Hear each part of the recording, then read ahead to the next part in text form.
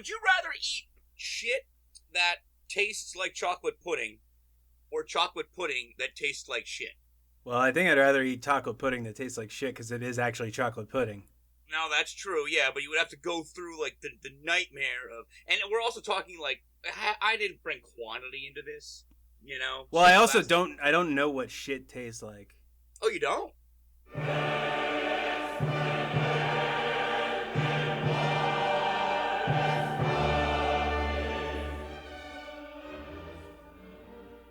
People of Earth, this Manchild Roundtable! Oh God, you discovered a soundboard. I did! Do you have any that make like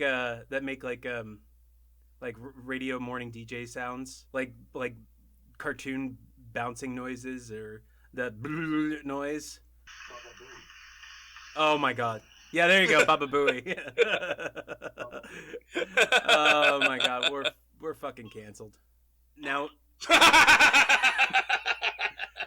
Now we need to prank call someone and tell them that their husband or wife is dead. You've been pranked. Hey! You just got zinged. Hey! Yeah, there you go.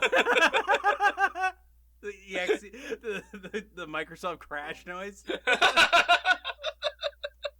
I hate you so much. I hate you. All right, good. Oh, damn it! I was really hoping that you would fucking hate it and be like, "Stop it!" No, man. Like, no. I could act like that if you'd like. I could go, "Stop it! Stop having fun. This is magic." It is time. We're coming. We're coming hard. Wait, we're back, and we're coming hard. We're coming hard on your back. We've returned, and it's time to talk about Zendikar Rising. Just stop. Okay. Don't do that. Don't like. Yeah, you better. So now that he's gone, we can talk seriously. Yes, right. But it is the Mediocre Rising Zenda show, and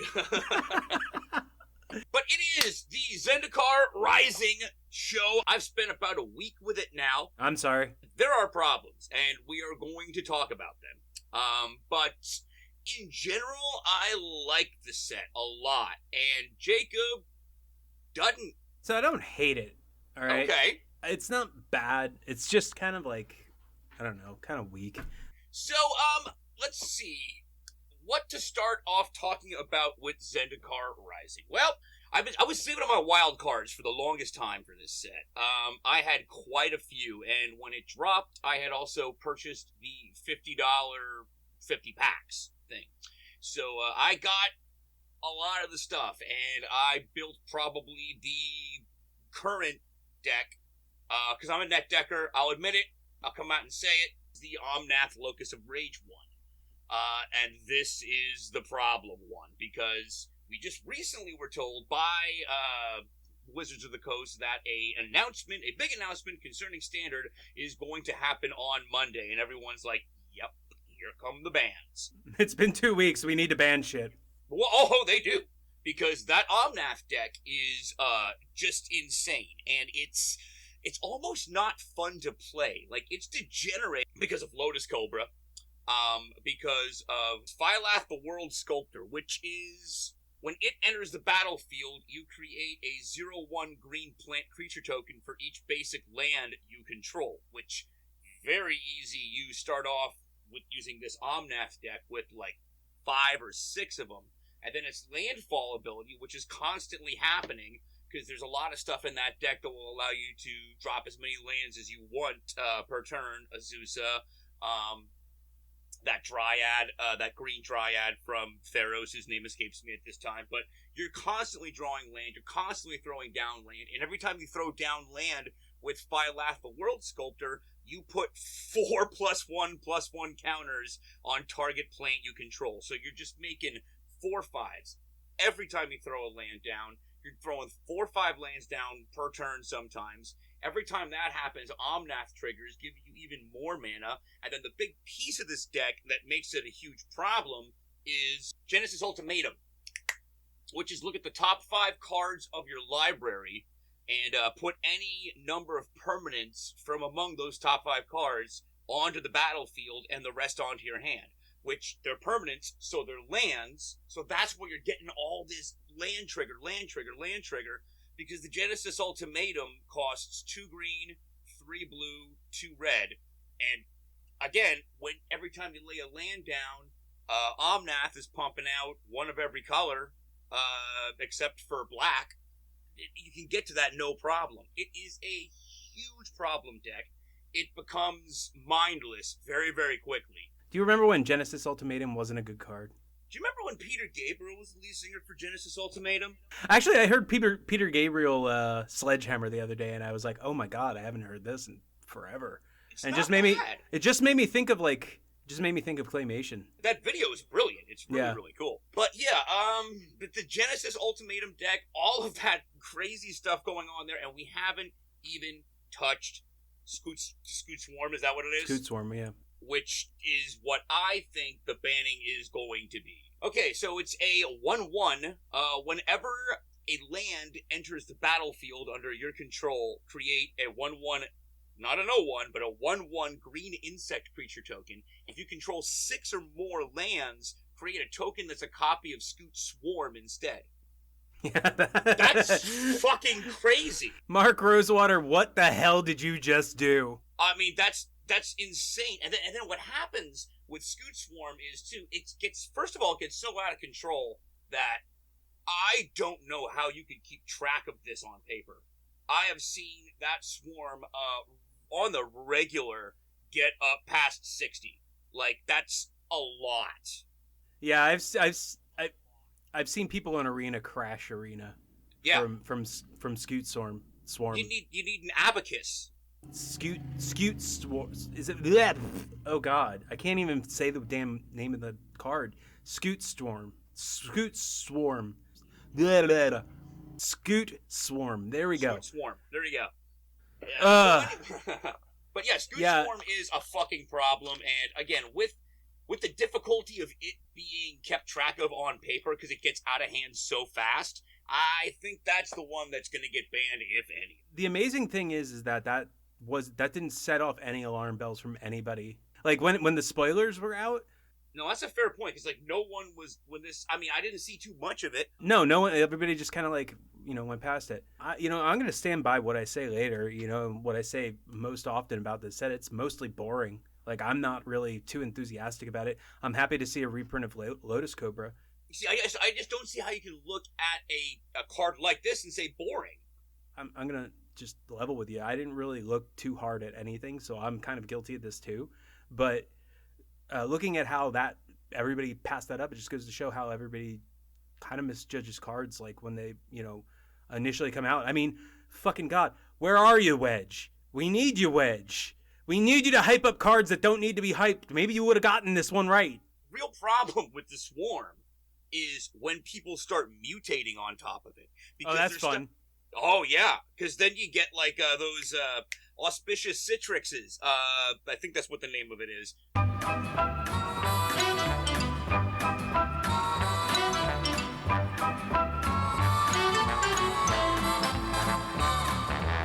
It's crazy. It's absolutely out of control and busted. If you don't think that this kind of thing is ripe for abuse, it totally is, man. It totally we all missed it. Yeah. Yeah. Everybody missed it. That brings up another point that you had when it came to you weren't happy about the exclusion of fetch lands. But if they were, Fabled Passage is bad enough. You can be angry that the fetch lands aren't in this set, but I completely understand why they're not. I'm not angry about it. People have a right to be upset about it, but I mean, seeing the way that Standard is right now, would you rather have fetch lands in there? No, not now. You would mention too that this, you felt this set was a little bit depowered. I'm fine with that. I think Standard needs to be depowered. I think, and yet the very few pieces. Not very few, actually, but quite a few pieces that are powerful here are really, really powerful. But yeah, I think this is a bit of a gear shift downwards, and I'm fine with that. I think that absolutely needed to happen. For better or worse, we're kind of stuck with it. I mean, I don't think that they're going to be revamping their design philosophy very soon at all. Because I mean it sells packs. Everybody keeps saying about the bans that are going to be happening. People say it's going to be Lotus Cobra. Some people say it's going to be Scoot Swarm. I don't think it's going to be either of those. I think it's going to be something from Theros. I think we're going to see Uro being banned. You are not a fan of the modal DFCs. Yeah. Okay. Just not, man. I don't like double face cards to begin with. I see the reason why they add a little bit of like flavor to whatever you're doing, like, you know, playing werewolves or whatever. And the transform planeswalkers, they always kind of annoy me. It just annoys me to have to take the card out of the sleeve, flip it around, and white people problems right there. that's totally fucking first world problems. But yeah, I just don't like having to do that. Like I'm picky. I'm picky about my Magic cards being touched, you know, and how many times I have to handle them. So the modal DFCs, they just seem like a gimmick. How often have you played with them? Have you played a lot of games where you got to use... Yes, actually, I do have a few of them. The one I use the most, because I said I'm a scummy red deck wins player, I use Valakut Awakening. The last time I talked about this stuff, it's like, oh, they're all really bad spells. It's like, this is a really bad spell, but it's a less bad spell than most of the other ones. Draw that many cards plus one. I will definitely use that if I have a crap hand, because like with red deck wins, you know how it goes. You know, you have to like kill your opponent within the first 3 turns. Right, exactly. Because once it gets going, right, you got to get those fervent champions out there. You got to get those Akum Hellhounds. Just boom, boom, boom. Have you tried Spikefield Hazard? No, I don't have that one. It's a pinger. It costs 1 red, does 1 damage. But if it's dealt damage in that way, exile it instead, and it's also a land. It does enter the battlefield tapped, but that is what I like about the modal DFCs. They're situational, and they kind of help, like, it's Wizards trying to fix mana screw and mana flood. I've heard them in the past say that they're looking for ways to kind of smooth that out so that it doesn't happen as often, because it is one of the least fun things in the game to get mana screwed or mana flooded. I feel that these are good ways to go about fixing that. You know, if you get it earlier in the game, if you need the land, boom, there the land is. Yes, it comes in tap, but you're in Zendikar. You're going to trigger landfall. That's not the worst thing in the world. Even late game, you might want to lay land down as opposed to casting a spell. Things like Song Mad Treachery, which is another one of the modal DFCs that I use pretty often in my Boros equipment deck. Song Mad Treachery costs 5. Gain control of target creature until the end of the turn. Untap it and it gains haste. And on the other side, it's a land. Enters tapped. Add a red mana to it. But if you draw it, by the time you have enough mana to cast Song Mad Treachery, which is 5 mana, chances are that guy on your opponent is going to have something that you can use, something that you can steal. And if you can't, and if he doesn't, boom, more landfall triggers. I have no problems with Song Mad Treachery. I have no problems with modal DFCs as long as Zendikar Rising continues to be in standard. I think that once you move them out of this standard environment, where you're not going to have as many opportunities for landfall triggers, I think their worth drops down a lot. So that's the problem, is I think that we're going to be, like we discussed last time, it was we're going to be sitting with these modal DFCs for a long time, because they're going to be they're not. I don't think that they're scheduled to happen in Strixhaven, but they're definitely going to be happening in Kaldheim. Yeah, you know. You see, I actually read that it is Kaldheim and Strixhaven. It's confirmed for, but everything after that, no. But okay, so Strixhaven is going to have them. Okay, so I mean, we're going to have them in standard for a very long time. And hopefully after all of this is said and done, we can say goodbye to the fire design philosophy, and we can say goodbye to modal DFCs and go back to regular Magic cards and just chalk all this up to a gas leak. Because that's what I think all of this is. Oh, it's not that bad. Now, you did mention fired of the design philosophy. Do you want to talk about that real quick? No. Okay, because I have it pulled up and ready to go here. Well, if you want to talk about it, go ahead. I don't want to go over it because I don't have much to say except for the fact that it's pushing things, and I don't think that it's going to be good for the game in the long run. Ultimately, what fire design philosophy is it's an acronym. F is for fun, and this is right from the Mothership website. F is for fun. Above all else, our games should be fun to play. For play design, fun is about interesting decisions, diverse gameplay experiences, and each game being unique. I is for inviting. They're trying to make the game as accessible to as many people as they possibly can. R is for replayable. The key aspects of replayability are balance and diversity. And E is for exciting. Players should be excited to read cards and play with them. That last one seems to be the sticking point with a lot of people, because players should be excited to read cards. That kind of makes you want to make the card super sexy right out of the pack when you crack the pack, and you're looking at it going like, that's nuts. That's because you're right. It's nuts. Fire, I don't know. I think it stands more for F as in fucked, I as in, R as in rear, and E as in end. Fucked in rear end. Fucked in rear end. Okay, yes. Well, that's something. I think that's what Mark Rosewater was going for, but he can't say it outward. Fucked in the rear end. Fucked in rear end. I don't want to curse too much. I already used up my cursing when I said fuck. I don't want to say ass, so I went with rear end. I have this personality that I have to maintain in public where I don't swear all the time, but I'm actually swearing and punching nuns every day. I hit so many babies. Big puncher me. I actually go out of my way to mow down children on their way to school. On my drive to work, that's what you're hearing most of the time. I'm actually doing a riding lawnmower, running over children's heads. It's fine. And no one ever says anything. They love it. You want to talk about the story a little bit here? In terms of story and world building and things like that, I think we went back to Zendikar way too early. I think they have a lot more that they could do than just take us back to the same planes over and over again. It's like, well, it's probably not going to change anytime soon because they got rid of the whole story team. No, they have a story team again now. Oh, they do? Yeah, I don't think that they're working in-house, but I think that they work with Wizards pretty closely now. James Wyatt. Well, who's ever writing the new ones? I mean, Spice 8 Rack.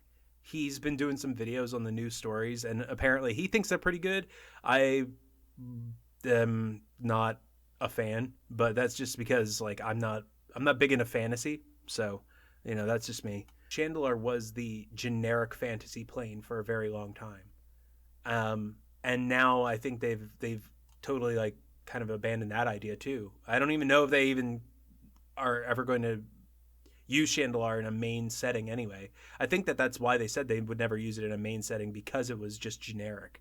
But to me, that seems like, well, a lot of your stuff is core sets. Yeah, that's a good place for core sets, but it's also kind of like cutting out an entire, like, just kind of like hand wavy kind of like thing. I don't know. But anyway. Define hand wavy. I don't know what you mean by that. Hand wavy, like it's just kind of like, it's just like, it's a throwaway kind of thing. Not hand wavy, but just like, it's a generic fantasy plane. It's a generic fantasy plane. Not a lot happens there except dragons and elves and shit. So, it's like, you don't whatever. really need firm rules. Anything can kind of happen. Very Tolkien-style magic as opposed to Sanderson-style magic. Okay. Yeah, hand wavy. That's what that is. Explain it away. But that's, I see where you're coming from there. Okay, so another thing is like Nahiri, she's a boring bad guy. No, I'm on the same page with you as this. I'm not into the whole redemption arc kind of thing. I think if they wanted to go with her being like a genocidal like fascist, they should have fucking went with that rather than her being like, I've got to restore my plane by destroying my plane. You don't understand. Mom and Dad didn't love me. Kind of thing. It's like that's. I didn't get the mom and dad didn't love me out of it, but I got the very Zack Snyder Man of Steel. I'm gonna save Metropolis by destroying Metropolis. Yeah, what are you doing? Like this. See, to me, it seems like very juvenile, angsty kind of like thing. Like, I can only save you by hurting you. It's like kind of thing. It's like, oh my God, can we like have some more character development? I mean, I'm all for bad guys staying bad guys, and yeah, she turned bad, but like let her arc be her arc, and don't like reform her or anything like that. Like, let's not see, like, yeah, she spent like 1 billion years inside of a rock with fucking demons and shit. Let that have fucking fucked her up. You know, instead of like being like, have her come to her senses and be like, I'm so wrong, everybody. I'm sorry. Big hug. You know, it's like, okay, like, let's not fucking like do this whole thing where it was a curse and now it's lifted kind of shit. Like we did with Garrick. With Garrick, it was acceptable, you know, to a degree. But I'm still, you know, like I'm still saying like, just let her arc have a natural progression where she's the bad guy now. Like, let her be the bad guy. You know, instead of like making people feel sympathy. Kind of going for off her. what you said there. I mean, like she was stuck inside this rock, you know, and then she gets out, and then the people that said that they were going to show up and help her if should this ever happen again, were not there, you know. So she went after Soren Markov, met up with them on Ravnica. They went, and then that was it. Like a slap fight. Yeah, a magical slap it was like fight. this quick little slap fight, and then they said like, if we want to survive, we gotta work together. And then like, just what, you know? And then, and I guess now they're cool, or there was never mentioned again. But just a little bit where you said like maybe being inside the Hellvault for that long kind of influenced her decision to go the whatever means necessary route to save Zendikar. Man, it's so fucking boring. Like, it's been done. Like, we already had fucking like we already had her like lure a giant world-destroying spaghetti monster into another plane that didn't deserve it because she was mad. Let's see her do shit like that again. Let's see her take the core and get them together and turn them back into like the fascistic power mob that they were, you know, in her day or whatever. Like, instead of her fucking being like, I have to destroy everything to help everybody, you know, an eco-terrorist. Isn't that Nissa? That's what I like the most about. See, I love the lore that's going on in Zendikar Rising. The story is kind of give or take so far. I wasn't a big fan. I kind of didn't like the last chapter that they just put out, which was the third one. This is the last one that I read because it's pretty much just a recap of the trailer. So I didn't like that at all at first, and then I kind of thought of it like, yes, but what if someone said to me like, hey, we're going to take a chapter of this story, we're going to make a movie out of it? I'd be like, oh, that's actually kind of cool. But the lore is much more what I'm interested in now, with the core being, they used to be these fascist shit. They used to be these bad guys that were like... There used to be these big fat guys. McKindy, like, I always wondered, like, what was McKindy? And I, like, you find out that, like, okay, these plains were originally, like, where their capital was, and now these trenches that are cut, that are these big canyons on either side, like, no, like, wind and erosion didn't do that, like, a power blast did that, you know, that made these... That's so cool, and it makes so much sense with the core, because that's why they're nomads now, is because that they got their asses kicked and kicked out of their homelands. You know, they were a society that got absolutely decimated and spread to the wind, and that's why they're nomadic. Well, they kind of deserved it too, if you think about it. But like, that's why they're nomads. You know, that's why they don't have a homeland. They did have one, they lost it. So, how does this relate to my feelings on Nahiri? Oh, it doesn't. So you just basically commandeered the entire conversation. Okay, I get it. Oh, well, you know, like, you've never done that. No, I don't. So anyway, yeah, but I just, she's the main villain of the story, and like I was saying earlier, if we wanted an eco-terrorist, we already have one. Nissa, she was supposed to be an eco-terrorist. We do have a black-green Nissa. I'm surprised that they didn't use her as like part of like, you know, this you know, she teams up with Nahiri to be evil, you know, kind of thing. It doesn't make any damn sense that they're just like, when they first meet in that one story, it's like, sup Nissa, sup Nahiri, yo, you want to race? You know, it's like, and then they race, and it's like, oh wait, I gotta go get Jace, and Nahiri's like, oh yeah, bro, okay. And it's Planeswalks goes get Jace. Jace is a lazy piece of shit. Let's go. Yeah. And well, it's that's another point that you have. Well, I just hate Jace. I really hate him. Like, as a card, it's great, but like as a character, he's just like so like, I know why he's there. He's there so every single white male who plays the game, young white male who plays the game, can insert himself into the game and feel like he's some kind of powerful mind master. But you're not. and most of you smell bad. So take a bath. You see, I don't find him. Not you, because you're not young. Yeah. We're not in that age group anymore. We can't identify with Jace. But I can very easily. But well, I mean, chronologically, I'm not, but emotionally. Emotionally, you mean like a block of wood?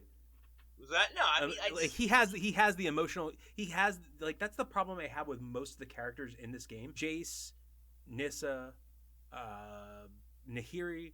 They're all part and parcel of the extreme lack of dimension and character depth of all of the characters in Magic. There isn't one character that I really, really, really care about.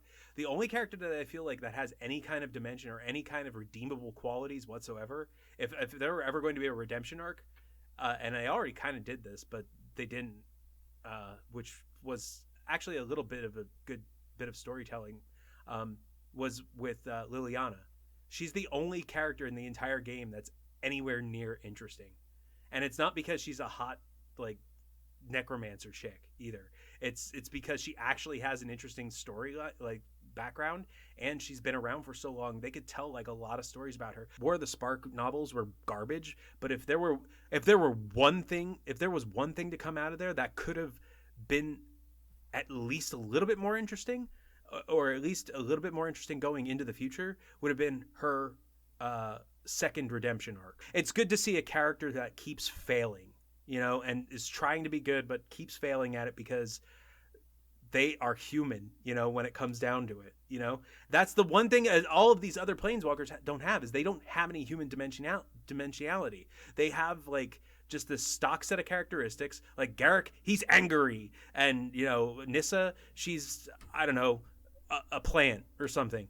Chandra, she's also angry. Gideon, but funny while she's angry. Gideon is fucking. Gideon was deadly do right. And fucking. Then you have Jace, who's like, I'm smart, but I'm also stupid. Yeah, I'm shitty with people, and I don't. He's like, I'm an anime boy, kind of like thing, and it's just like, fucking, fuck you, dude. I don't know if that makes any sense of what I just said, but like he's just like, he's plain as fucking tap water. Yeah, he's as plain as tap water, and not half as vital to life. I just hate him. I wish he would have gotten eaten by like a centipede or something. So anyway, yeah, I hate Jason. I hope he gets eaten by Ugin. Like Ugin just gets, I'm fucking fed up with you. I've eaten you. half a Jace. Oh, that was just an illusion. You didn't eat me. You didn't actually eat me. No, Jace, I'm projecting an illusion of you projecting an illusion, so I've eaten you. Oh no! Luggage full of luggage, full of luggage, full of luggage, full of luggage. Yeah. Anyway, so, I'm done with that. All right, I think that we've said it all of it. No, we have not. No, there's more to say. Okay, so come back. So wait, Lotus Cobra is really the only good card in the game right now. It okay, really is. All right, I was trying to avoid this, but we're going down this route. I can feel that's where you want to go with this. I'm just happy it's fucking back, man, and it has nice new art. Instead of the cop out that they gave the reprint in Iconic Masters, which was just basically, and it's nice that it's rare now. That's really cool. I think that's better than Mythic. As far as you think so. Yeah, I mean, I guess, well, like I was saying earlier, I watched Perp and what he had to say about it. He said that that's actually a problem because now it's more readily available, which I can understand. I can understand that. And I think it should be Mythic. I think it's a good enough card that it could be Mythic. Oh yeah. Even though I've heard it a million times, and that shit does not fly anymore. But yes, if something is really good, it should be Mythic. I know that they didn't start out that way. They were all like, "Oh no, Mythic cards are all going to be very bad." But that's not the way it is anymore. It's not 2012 anymore. We've died. The Mayan calendar ended. The asteroid hit Earth. We're in a fucking weird world that doesn't make sense. Mythics should be good. 1998 yet? It is not 1998. If it were 1998, I would tell myself not to go to college for film. I would say go to school for computers. You'll actually make money. But I mean, okay, so And the other thing about Lotus Cobra that was brought up, I don't know if it was Perkin said it or not, but somebody did, about how it went a little bit under the radar last time it was in standard because that was it was eclipsed by the monster that was Chase the Mind Sculptor. Which is fair. Yeah. Although I mentioned I was talking to somebody yesterday about that, and I said, Lotus Cobra's in this set, and he said, "Are you serious? It's in standard again?" And I said, "Yeah." He goes, "Oh my God, it was terrible the first time." And I was like, "Yeah, I mean, I heard it wasn't that good the first time because I wasn't playing back in original Zendikar, but I guess that's just kind of how you look at it. It wasn't banned, let's put it that way."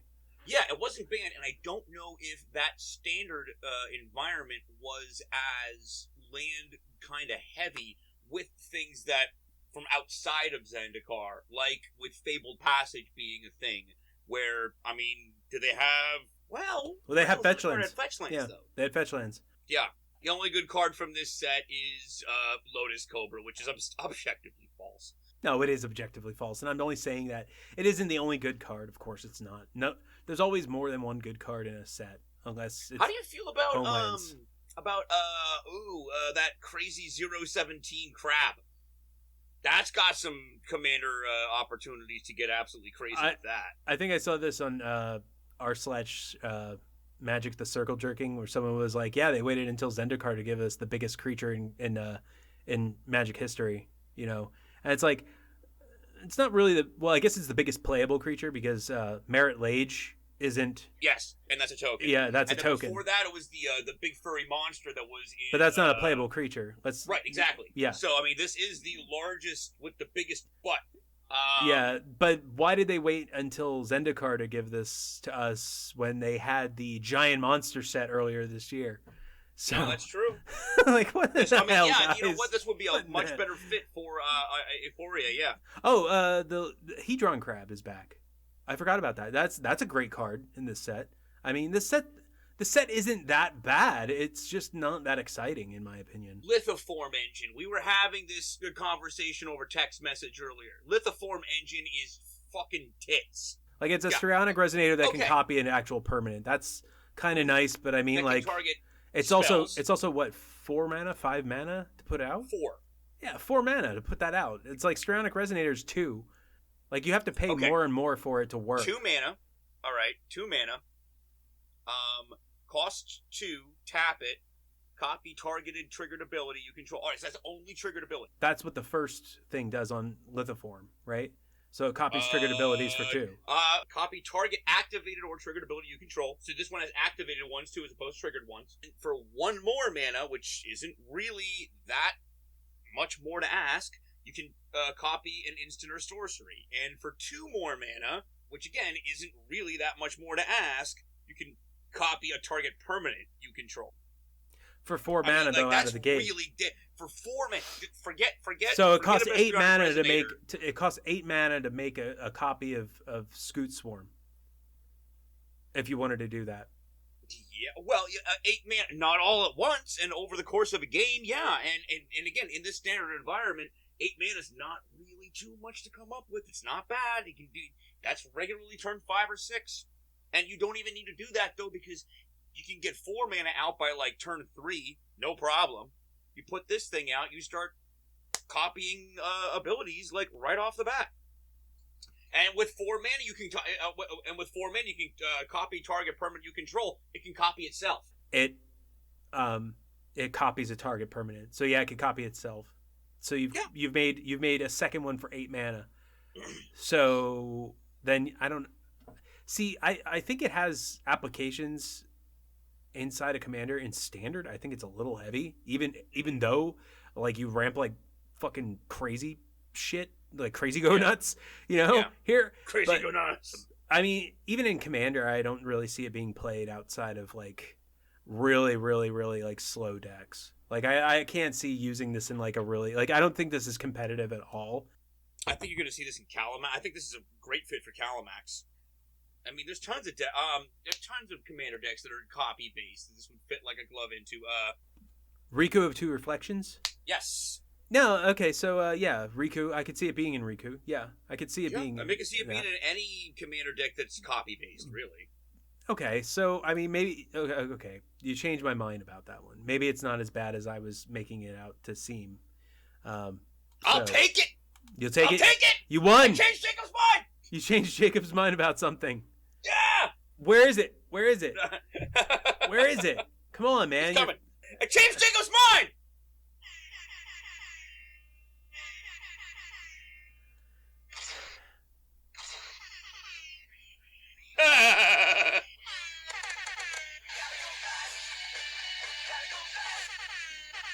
Now a fart noise. There's plenty of there's a whole section on this devoted to Filthy Frank. Oh yeah. This is not okay. This needs to stop now. Is there much more to say about Zendikar Rising? Absolutely. You should come back next week. So, we shall return. Mayhap, if you're lucky, if you're good, if you behave. We'll see you next week. Where there'll be more Zendikar Rising talk, more Jacob calling people chud babies, more freakouts, more love, more hate, more everything, more Manchild Roundtable. Thank you for sticking with us. Like, subscribe, and slash that like button's throat, and and click the bell. Yep. For whatever it does. The bell thing's important to click. Anyway, yeah. So I guess that's all.